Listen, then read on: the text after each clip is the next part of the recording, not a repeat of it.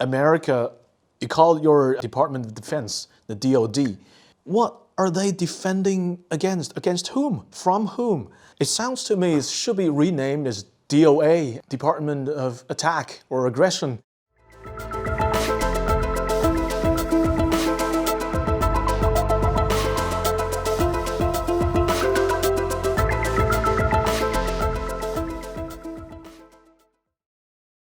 Well, it's very good to be with you on March 18th, 2023, the weekend that marks the 20th anniversary of the U.S. invasion of Iraq, the shock and awe invasion of Iraq, an invasion that was illegal and based on lies and based on deception, based on a violation of international law, not to mention U.S. law, an invasion that took the lives of hundreds of thousands of Iraqis, according to most objective estimates, including the Lancet Medical Journal from the UK.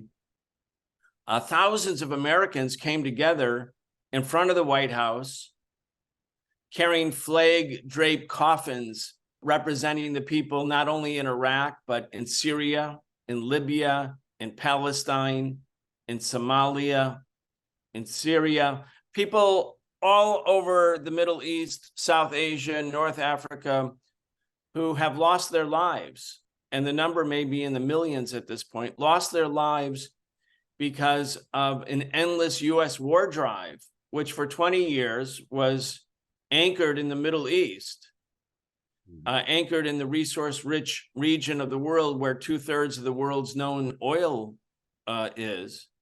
But a war drive that has now shifted starting in 2018 with a new doctrinal reorientation by the Pentagon in its quadrennial report, such that the U.S. is now preparing for what it identifies as major power conflict, meaning confrontation and war with Russia and with China. And this new doctrine is, like the old doctrine, something of a self-fulfilling prophecy. The war on terror that was adopted as the official doctrine of the U.S. after the September 11th terrorist attacks became a self-fulfilling prophecy. The U.S. went to war in Iraq. It went to war in Libya. It carried out a proxy war in Syria, attempting to smash and destroy that government. Now the U.S. has shifted. The war on terror is old school, kind of passé, not that interesting. Let's get ready for a war with Russia and China. So here we are, 20 years later, thousands of Americans are gathering at the White House saying, we don't want endless war. We don't want major power conflict.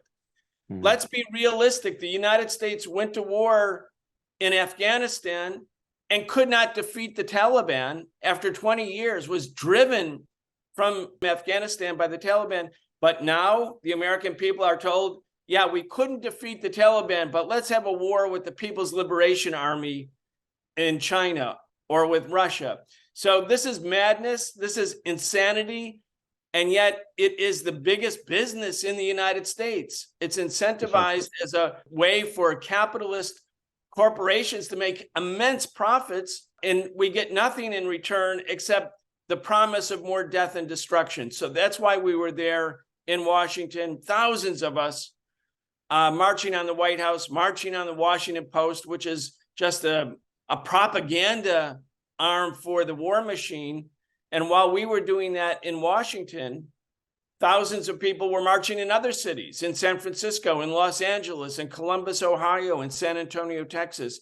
So what we are seeing on the 20th anniversary of the Iraq War and 1 year after the U.S. proxy war with Russia began is a new anti-war movement is starting to take shape in the United States. Thank you for the introduction.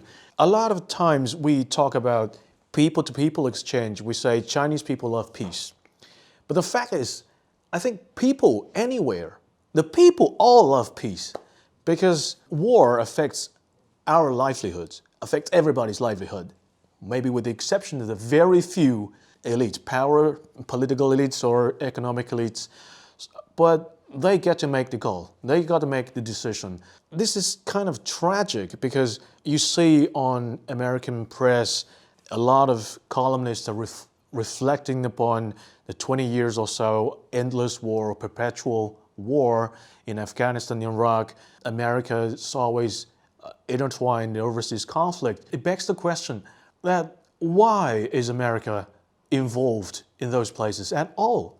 At all. It just suddenly occurs to me that America, you call your Department of Defense, the DoD, what are they defending against? Against whom? From whom? It sounds to me it should be renamed as DOA, Department of Attack or Aggression, because with hundreds of military bases dotting the world, there's no way that you're honestly telling people that you are defending your country. It's a democratic republic on its surface, but in fact, it's a world empire. Let's just face it, that U.S. is a world empire. That's the only logical conclusion I can draw from here. So it's defending against whatever forces there are, local forces that's encroaching the empire from its periphery. If you look at those people at the center making decisions, whether you talk about military-industrial complex or military-industrial congressional complex, it's all these powerful people making decisions in Washington, D.C., but it's affecting in the remote corners of the world where American folks, folks on the street, they don't care. They couldn't even identify on the map where's Iraq. They couldn't even point out where's Iraq. It's pointless. Those wars are pointless. Those wars are not fought for them. And those wars are purely, I think, the way I see it and the way most Chinese see it, is that U.S. is fighting those wars to sustain its primacy in the world. That's basically a very realist position to say that U.S. must keep its hegemony in place. It's not, the perpetual war is beneficial not to the U.S. as a nation, but it's beneficial to probably the 30,000 defense contractors. It's just a very tiny bunch of the society. I mean, they are this corporate capitalist class. They are not, you know, the genuinely peace-loving folks you meet on the streets. So what I find is, yes, you can go on the streets and shouting your slogans and say, okay, we demand change. You are a democratic government, so why are you not acting according to our will? Because it's people's will. What I find is a sad reality that it doesn't reflect people's will. There was this sinologist, Lucian Pye, who said a phrase about China is a civilization state pretending to be a nation state. So I say America is probably a corporate globalist empire pretending to be a sovereign state or a democratic republic. I think that's really sad. I don't know what you think about it. Yeah, well, let's start with your premise, which is that it's not simply Chinese people who want peace. Yeah. It's all humans, because the horror of war, the wretchedness of war, the magnitude of violence in war, it goes against everything that human beings want and desire. I mean, war really is the enemy of humanity.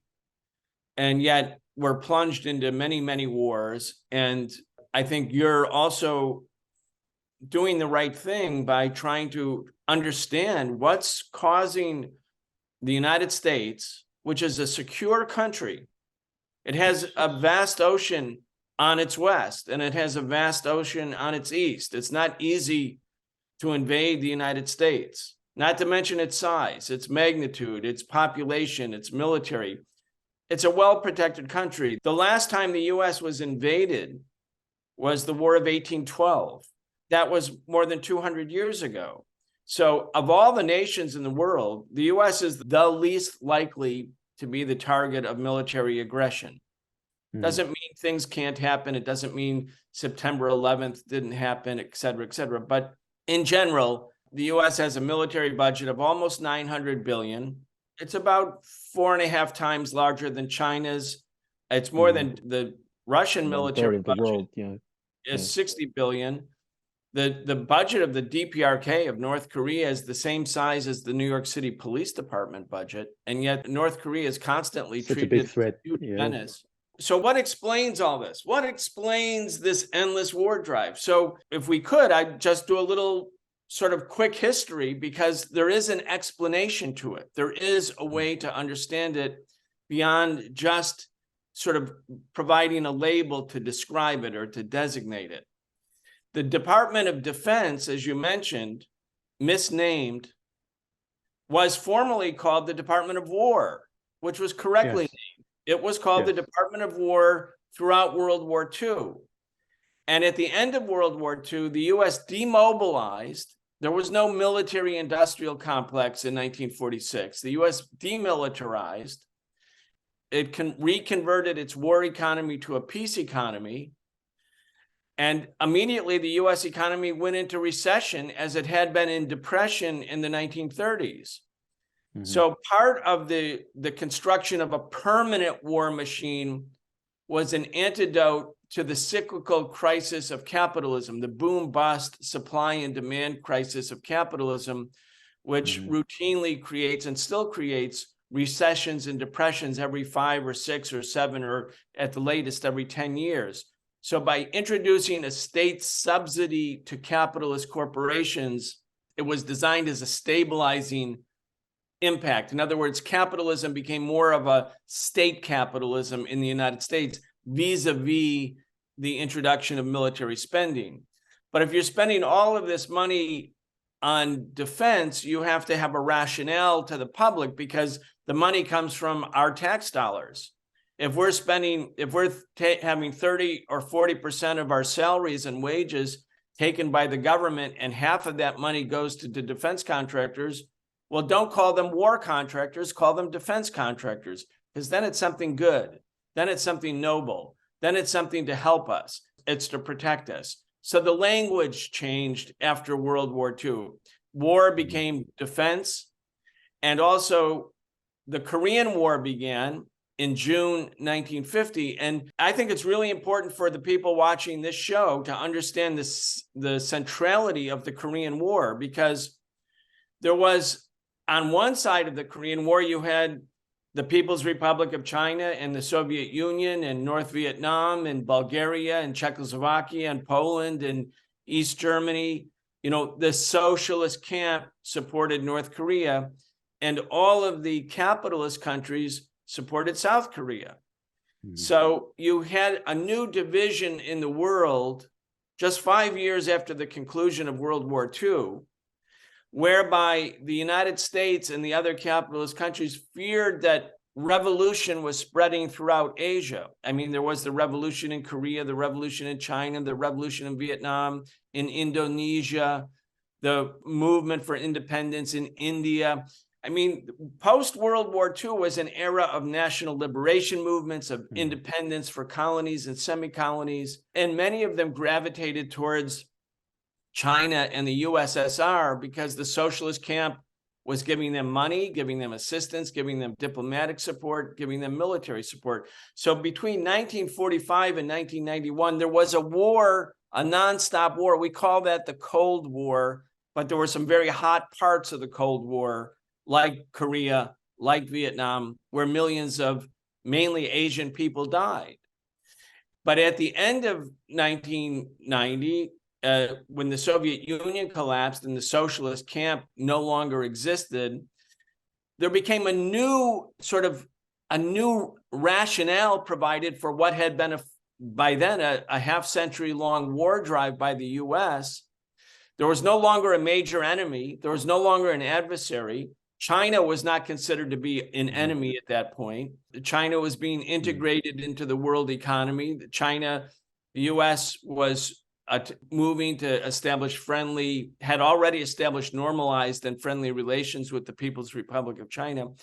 So now there became a new doctrine which provided a new public rationale for war, which was what's called the Wolfowitz Doctrine, the white paper that was established in 1991, 1992, whereby the US said, look, we no longer have a major world global, adversary.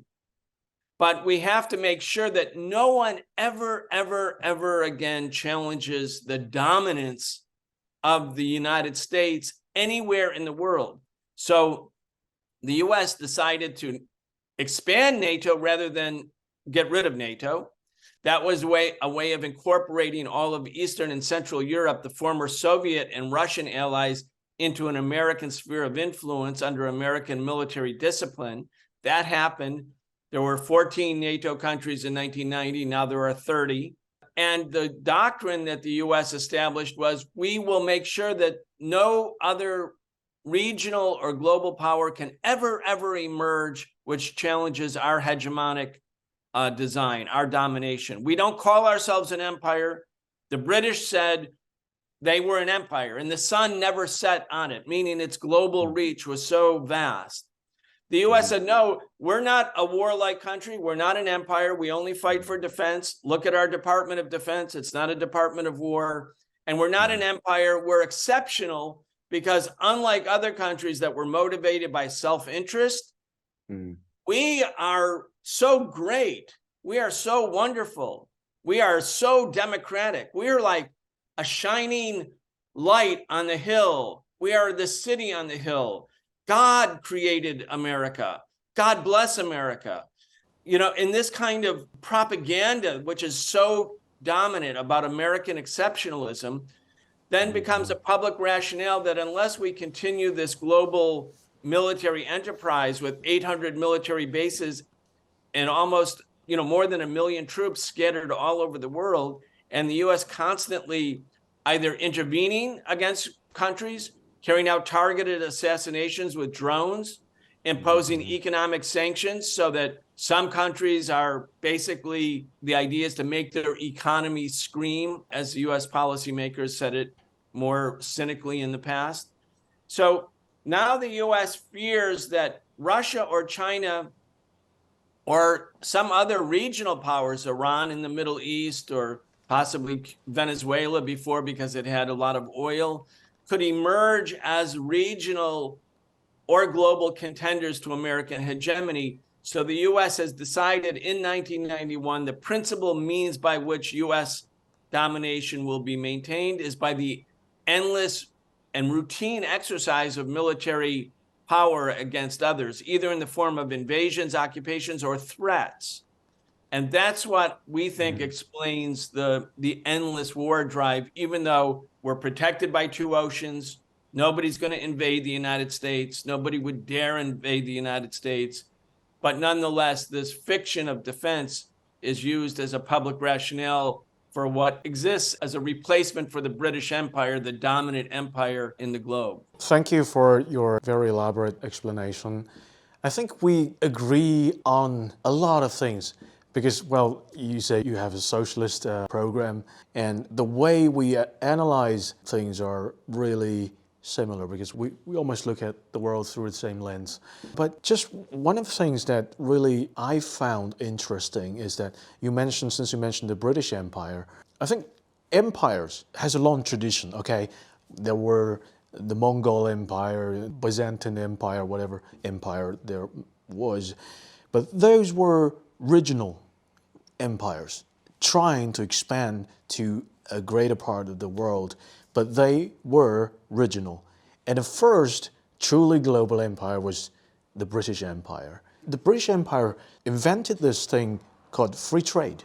Okay, free trade is the basis of their empire, and their empire is sort of a transitional empire. Then America took over the British Empire, not calling itself a formal empire. And the underlying thing is globalization, right? Globalization is much more than bringing the world together. It's much more than connectivity. I think we understood globalization too shallow. I mean, our understanding of globalization was too shallow because we thought it was just about global connectivity. But no, globalize to globalization, there's no subject, there's no object, just a verb. Who globalizes what? I mean, you're globalizing the local factors. You're bringing the local factors and spreading them throughout your trading network. But who is doing this? It's the capitalist class.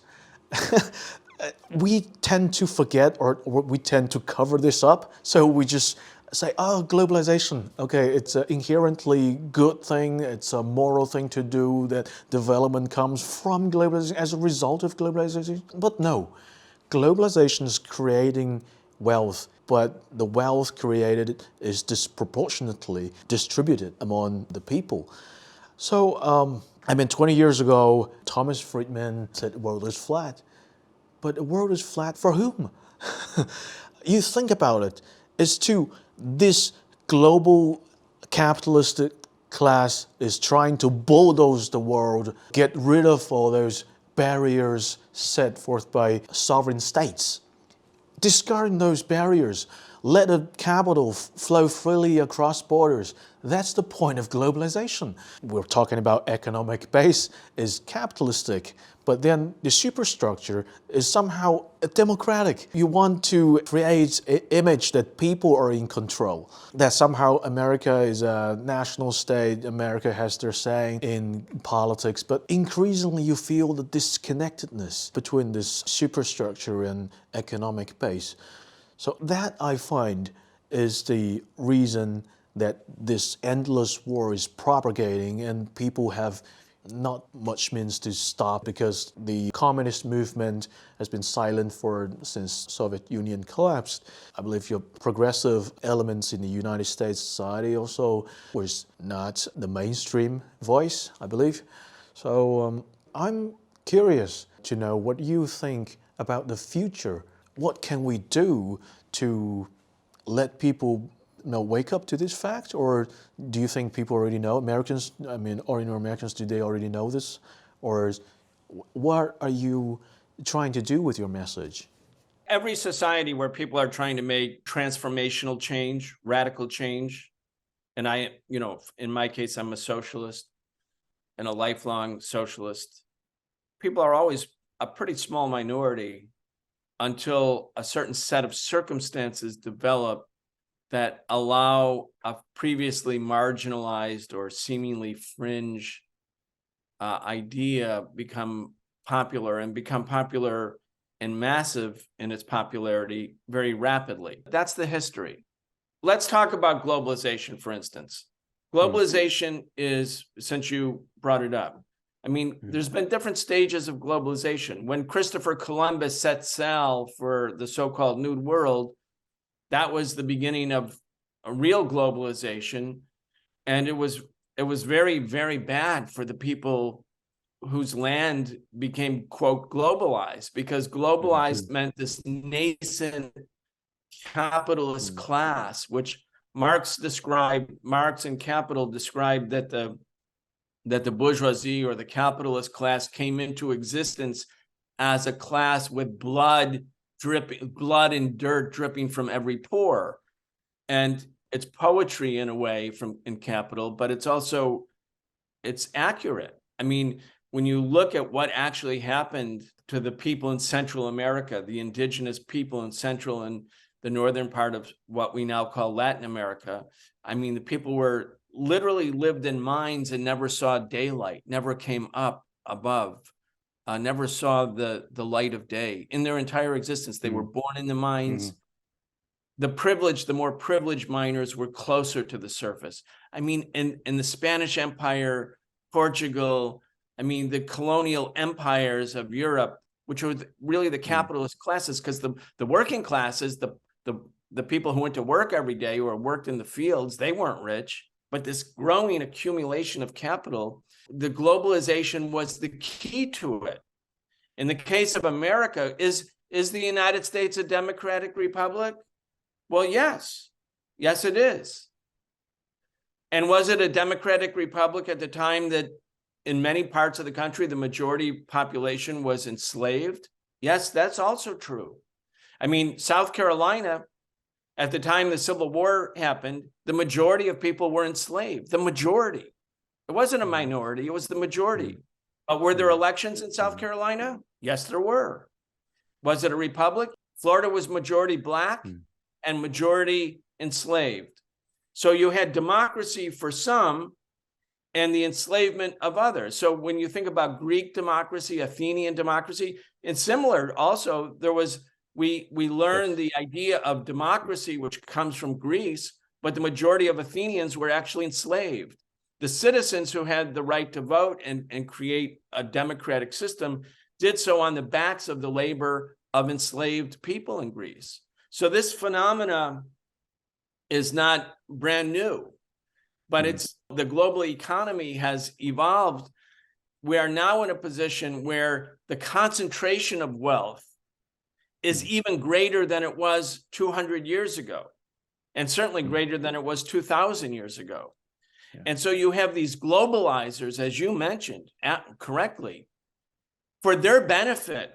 American jobs, say in Detroit, were destroyed. I mean, thousands, tens of thousands, hundreds of thousands of people who had decent paying jobs in Detroit or in Chicago or in West Virginia, those jobs were sent overseas in the 1990s. Why? Because you could pay workers in other countries a lower wage. And the technology was such that you could ship it back to the United States. So American companies, textile companies, could go to Bangladesh, produce shirts, send them thousands of miles away back, and American consumers could buy them for $8. I mean, and still the capitalists were making profits. So in some ways, it seemed like some parts of the world, especially the first world, the global north, not just the capitalists, but other parts of the population were actually thriving somewhat, even if they were oppressed, because they got lower priced goods based on the super extra exploitation of workers in the global south. Yeah. And so it's a cruel, brutal system. So as Marx described capitalism in its infancy, or now what we could say capitalism in its later stage, maybe as it enters its golden years, so to speak, the end of life, hopefully, the brutality is the constant. The brutality is the thematic continuity that exists in this system. So then finally, you're asking me, well, what do I think? What do I think about the future? As a socialist, where does change come from? Well, I believe American capitalism has entered a period of existential crisis, but it's not completely manifest in the sense that we all can see it, realize it, touch it, feel it. But it's coming, and you can, if you're making a careful assessment, and I do this without putting on rose-colored glasses and looking at the world through the way I want to look at it, but try to approach things with objective faculty. I think what we can see in the case of the United States is that society is facing three existential crises, which are not really solvable within the current framework of the American political / social order. Those crises are environmental catastrophe. Secondly, the endless war by the United States will, I believe, end up in major power confrontations. And the United States will not win. The United States didn't win in Korea, didn't win in Vietnam, didn't win in Afghanistan, but because none of the leaders who made these horrible decisions are ever held accountable for their horrible decisions, similar decisions are made over and over and over again. And I think the US is on a fast track to having a confrontation with Russia and China, even though it seems insane. And the US won't win. That's a second crisis. And there's a third crisis, which is the introduction of artificial intelligence and this exponential shift in technology and technological adaptations that are taking place will eliminate 50 or 60 or 70% of the existing jobs in the United States within the next 10 to 15 years. And under capitalism, where the capitalists, if they get rid of a worker, they say, goodbye, thank you very much for your service, and no one has any responsibility to that individual. It's like, once you're no longer useful to the capitalist, you're on your own. In this 100% pure capitalism, American capitalism, half the working class is going to be completely eviscerated as a consequence of the introduction of AI, artificial intelligence. So instead of artificial intelligence being a liberator in the end of backbreaking labor and sort of allowing the human family to do other things rather than work, have more time for culture, education, recreation, family, it will mean immiseration and poverty. These are the three, looming crises that U.S. capitalism is facing. And it's also a capitalism that is in a relative sense in decline because the rest of the world does not want to live under the domination of America. And so it's not ideological. India is not communist. Putin is not a communist. Xi Jinping is the leader of a communist party in China. So they're very different politically and ideologically. Iran is not communist, but they don't want to live under American domination. And so countries in big parts of the world are finding each other right now, not because of ideology, but because they have a common problem, which is American hegemony. And that is changing the relationship of forces in the world in a way that I don't believe the US will be able to overcome that. So I believe that the apparent stability in American capitalism will give way within a relatively short period of time. It might move to the left, which I believe as a socialist it can, and there's more and more popularity of socialism here. Most young people in America now think socialism is a good thing, not a bad thing.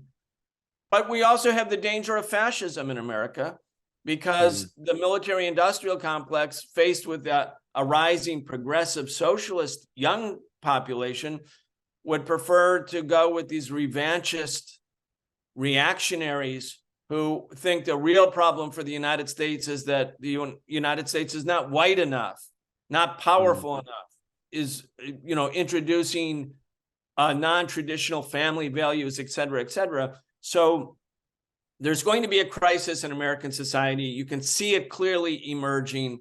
It can go to the left in a socialist direction, but it could also go to the right. This is not something that has been settled. It's a battle that hasn't yet been fully fought. So that's how I evaluate things inside the U.S. Right, right. Well, I certainly hope that U.S. will go to the left direction. But yeah, it just reminds me that there's this slogan from the right, take back control, or take back the country, that the country is held in the hands of the deep state, that they're, it's sort of, people on the left and on the right have something in common, that this country is unjustly, inappropriately taken by vested interest, and it doesn't reflect the people's will. But what is the people's will? Well, that's subject to debate from the right and also on the left. But then you just mentioned a very interesting point about the U.S. being less able to win the wars overseas, which I think is definitely right, because while in the past, many people, especially in the 19th century or 18th century, people were not politicized. They were like feudal subjects, so they would not have nationalism to unite them, to fight for something that's in common. And also that's also happened in the United States, where you have the settler culture. People in this village have very little common with people in that village. You belong to German descent, Irish descent, So people were disconnected. But now this is a world of nation states. So you have Iraqis. The more you push them, the more you try to crush them, the more action, reaction, they will bounce back and they will form insurgents. So you have huge trouble to deal with them. So I think the United States, yes, it's a very powerful country, spends like 1/4 of the world's defense spending, or one third, I don't know. Okay, you can spend that amount of money, but in the end you have like this finite number of troops, the number of troops on the ground, plus, defense contractors, okay, whatever. That you'll be vastly outnumbered by people who have a problem with your hegemony. Like you said, there are many other state actors and also many of whom with a rich history and also a civilization in their own. For example, Islamic civilization. If you want to take a look at the world through the lens of civilizations, you will see, okay, the Indian subcontinent, even the Europeans, they are not on the same boat, perhaps with the exception of the UK. So people everywhere has issues with this global hegemony of the United States. So I think that way is that US is not able to win its wars on the battleground. But then it suddenly occurred to me, the objective of these perpetual wars is not winning. It just occurs to me, the objective of defense contractors, Pentagon or the Congress is not winning, it's to sustain their power. You know, they want political contribution. They want to give them contracts. It's to sustain the power cycle among themselves. So it's not really about US has to win the war. It's even better that US loses a war against, Iraqi insurgents or Afghanistan Taliban. It's even better. So you have more reason to pour in more money from the taxpayers of ordinary citizens who has zero reason to care about war or conflicts in those areas, because that doesn't reflect their interest. But what can the people do? I mean, that is, I believe, we will have more dialogues like this. To tell them that your interest doesn't align with the interest of that capitalistic class, or so the military, industrial, congressional complex. Your interest doesn't align with them. So we are the many, they are the few, but somehow I think we got to, I don't know, I don't want to use the word educate, but we want to let the masses know that they are in what situation they're in. Well, the capitalist class as a ruling class is pretty experienced. They've had a long time about ruling. So when they're making their calculations, I think it's important to think, to really think deeply about what their calculation is. Take the war in Ukraine, for instance. Mm-hmm. The US has now sent about $150 billion of weapons to Ukraine. And the US is quite content with the war going on and on. As you said, as long as they don't lose completely, in the case of Ukraine, if they don't win, not that big of a deal, actually. They think, well, over time it will strain or sap Russia, it might weaken Russia over time. And we're making tons of money. We, the military contractors, making so much money because every missile that goes there has to be replenished, right? So it's like this, it's great because how do you get rid of weapons? You can only get rid of them by using them in war. I mean, there's a unique nature of war commodities compared to every other commodity, which circulates because people use other commodities, my shirt, my pants, my car.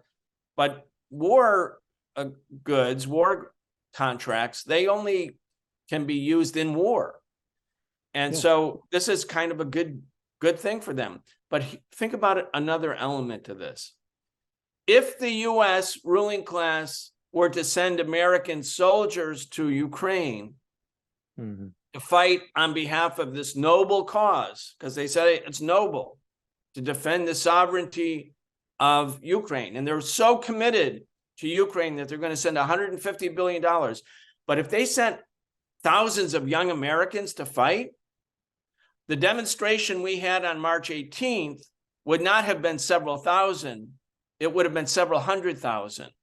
And I think it's very important for all of us to realize what the ruling class in America realizes, which is that the American people actually are not, ready to go to war with Russia or China or another Iraq. If the US were to do it, it would create a political firestorm in the United States. Our organization would become, millions of people would support us. And that's the reality. So there's this limitation on the American empire, which you don't really notice because the ruling class chooses not to test the limitation. The limitation is, what do the American people actually think? What are they willing to do? When you ask a parent, send your son or your daughter to die, to kill and to be killed, they have to believe that this is a good cause. It's like you said, it's not the 17th century where, humans were like cattle or sheep that could be just driven to war. The public reality of contemporary society is human beings have consciousness, and that consciousness is a factor in the political calculations of any government or any ruling class. So the U.S., the contradiction here is the U.S. has endless bases, but why are they using proxies? Why are they using drones? Why don't they, if the war cause is so noble, why don't they send the American people to go and really in large numbers fight? Because the American people won't do it. And so in that sense, what we called when I was a teenager, during the Vietnam War, the Vietnam syndrome, meaning Americans don't want to go fight these wars in other places, countries they don't understand. As you said in the beginning, they couldn't have placed them on the map. They don't know their language, their culture, their religion, their history. They don't even know where they are. But if you're going to send your son and your daughter to go and maybe lose their life, no, the American people don't want that. They learned the lesson of Vietnam. So there's this sort of latent anti-war sentiment that is very real. Trump is emphasizing in his new 2024 campaign opposition to the Ukraine war because it's popular. It's not just popular with leftists. It's not just popular with progressives or socialists. It's popular with everybody. My family, my extended family, I come from a working class family in industrial cities. Half of my extended family were voting for Trump. They might have also voted for Bernie Sanders, by the way, which is really interesting. They're not left, they're not progressive, they're workers, they're poor people, basically, but they're all against the war. They're against any war. And so it's very important not to over stereotype or label the American people as a bunch of reactionaries, or, not that you were doing it, but I mean, I could understand why the rest of the world might think the Americans are just sort of a lost cause. Exactly. Yeah. I want to correct this stereotype too. Yeah, I know. Yeah. So anyway, this is a limitation on American power because the U.S. doesn't really. They couldn't go to another war in the Middle East. I think they're preparing for a war with China, but look at the contradiction. Are you really? I mean, if there are thousands of battlefield casualties in the East China Sea or South China Sea or in Korea, I think the American people will rise up against that as they have been recently. Yeah, I think so. Just as you were speaking, it suddenly occurred to me that, okay, you want to bring this message to as many as American people out there as possible. And I think the way we phrase it, the way we write our message is really important because the capitalist class, they are very clever in the way they phrase things. It just suddenly occurred to me that they use the word security. Like America want a rule-based world order that it basically underwrites the world's security to act like the world's policeman. And it occurs to me that the kind of public good that America offers to the world in this liberal international order is security. It can't even say it's a public good because it's a traded commodity. Because people have to pay for those rockets and bombs. It's a commodity, making money out of it. So it's not a public good. And America just say, the propaganda of the mainstream media is to say that America offers this public good, security as public good. Whereas I think China, the kind of public good we envision that China could provide to the world is development. It's basically to live and let live, to have a chance, to have a chance in this era of peace and stability, and let's just make some money together. I make some money, you make some money. It's that China doesn't have this ability to provide security, or let alone manipulate the demand and supply of security. say, to create extremist forces, to call them freedom fighters and use CIA secretly fund them to create problem, to create a demand for your weapons. And China doesn't have that ability, and I think it's an ability that's unique to the United States, which is sustained by its dollar, the supreme status of dollar as the world's currency, reserve currency. But I think this is also showing cracks to some extent, that the hegemony of dollar is undermined with the rise of other currencies, including yuan. But we shouldn't forget that how ruthless that America strikes back. Even in recent memory, like the war in Iraq, or to create tension in Europe, for example, in former Yugoslavia, in the Balkans, just like euro was strong, was just nascent euro, another strong currency, to create regional instability. And that's a unique advantage that America enjoys. And I think we shouldn't underestimate that ability to manipulate supply and demand of security. It's really, really serious threat to world peace. I agree. I couldn't agree with you more on that. I was just with some Syrian American friends here, and there's a very large Syrian American community in America that was absolutely against what the U.S. did to Syria. They're secular people, they don't want to live under Al-Qaeda. And, Syria's not in the headlines anymore, but Syria has been devastated.